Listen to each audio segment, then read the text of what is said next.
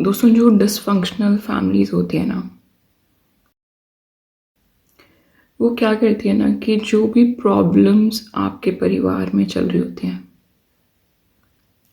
उसको वो कारपेट के अंदर डाल देते हैं, अंडर द कारपेट डाल देते हैं उन सारी तकलीफ़ों को, सिचुएशंस और प्रॉब्लम्स को। क्योंकि उन लोगों को ना एक झूठी फेक पीस वाली दुनिया चाहिए होती है, रेदर देन एक ऐसी सच्चाई जो कि सच है पर कड़वा है। इसकी जगह वो फेक पीस को चुनते हैं, इसीलिए वो जो एक्चुअल स्थिति है ना उसको सबको अंडर द कारपेट डाल देते हैं। और जो भी बच्चे इस तरह के परिवार में पैदा होते हैं, बड़े होते हैं इस तरह के परिवार में, इस तरह की स्थितियों में, इस तरह की फैमिली डायनामिक्स में, तो वो ये सारी सिचुएशन से सीखते हैं कि अपने सारे इमोशंस को ना साइलेंट कर लेते हैं and they learn to make themselves small. वो इसलिए ये सब चीज़ें सीखते हैं क्योंकि उन्हें ये चीज़ पता है, इस तरह के परिवार में रहने के बाद उन्हें ये चीज़ पता लग चुकी है कि अगर वो अपने किसी भी तरह के इमोशंस को शेयर करेंगे ना, पहले तो उन्हें इस चीज़ की फ्रीडम नहीं होगी। कोई भी अटेम्प्ट अगर वो करते हैं ना अपने डिस्कम्फर्ट या अपने पेन को शेयर करने के लिए, उसके बदले में उन्हें एंगर, वायलेंस, डिसमिसल या अवॉइडेंस ही मिलेगी, और जिससे कि उन्हीं के लिए सरवाइव करने की स्थितियां भी और ज़्यादा खराब हो जाएंगी। सरवाइव करने के लिए ना इस तरह के बच्चे इस तरह की चीज़ों को इंटरलाइज कर लेते हैं। उन्हें ये सीख मिलती है इन चीज़ों से कि उनकी जो फीलिंग्स हैं वो एक बर्डन है, उनकी फीलिंग्स दूसरों पर बर्डन है, और उन्हें ये सब फीलिंग्स को छुपाना ही होगा और लोगों से, एक शांति बनाए रखने के लिए।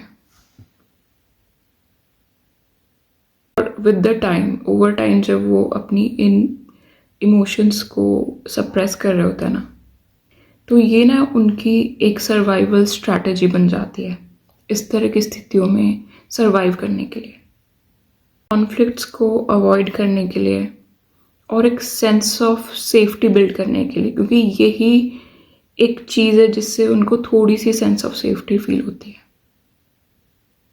तो बड़े होते हैं, एडल्टहुड में पहुंचते हैं ना, तो उनका यही बिहेवियर, उनके यही पैटर्न्स और रिलेशनशिप्स में लिंगर होते हैं और रिलेशनशिप्स को भी टच करते हैं अनटिल अनलेस वो अपने आप को हील नहीं करते, या फिर अपनी हीलिंग जर्नी पर जब उन्होंने शुरुआत नहीं की होती ना, तब तक, जब तक उनमें वो एक्सेप्टेंस, एक्नॉलेजमेंट नहीं आती है कि this is what they have been through and these are the areas they need to work on.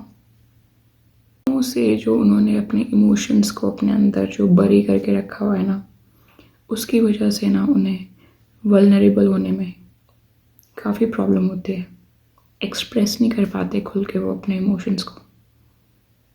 किसी भी कॉस्ट पे इन लोगों को कॉन्फ्लिक्ट्स को अवॉइड करना है, कुछ भी कर जाएंगे, बस झगड़ा नहीं होना चाहिए, कॉन्फ्लिक्ट्स नहीं होने चाहिए, आर्ग्यूमेंट्स नहीं होने चाहिए अराउंड, ऐसी सिचुएशंस नहीं बननी चाहिए।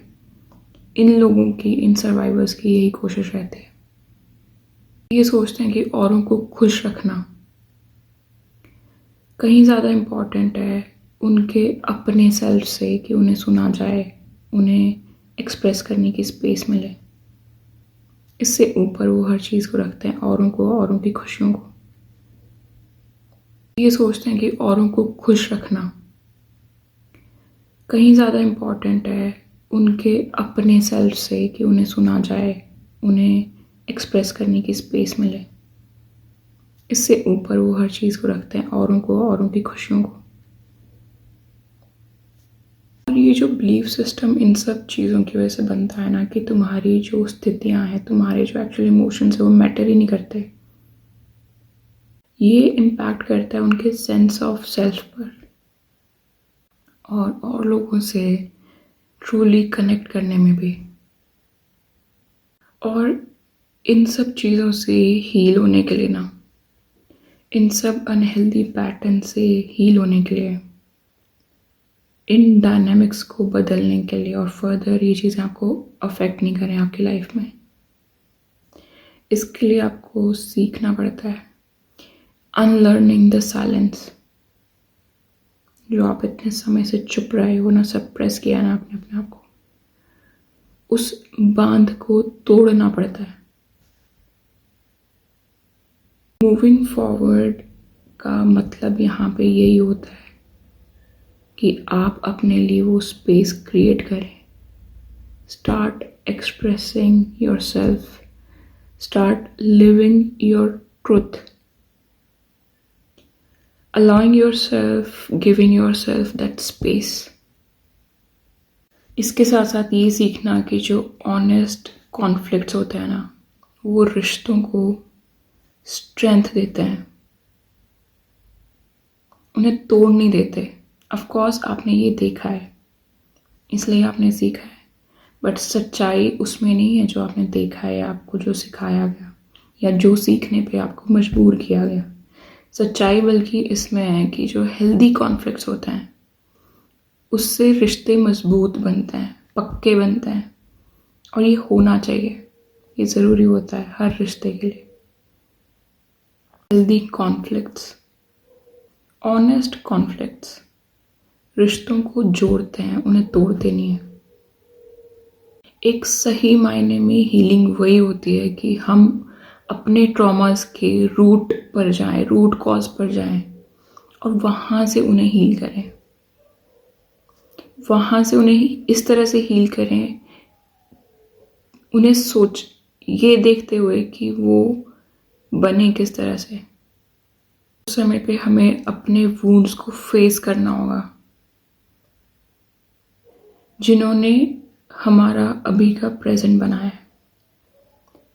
उस प्रेजेंट में आपको डीपली जाना होगा अपने अंदर, उन स्थितियों को चेंज करना होगा सो दैट कि वो फ्यूचर में ब्यूटीफुल चेंजेस को लेके आ सके।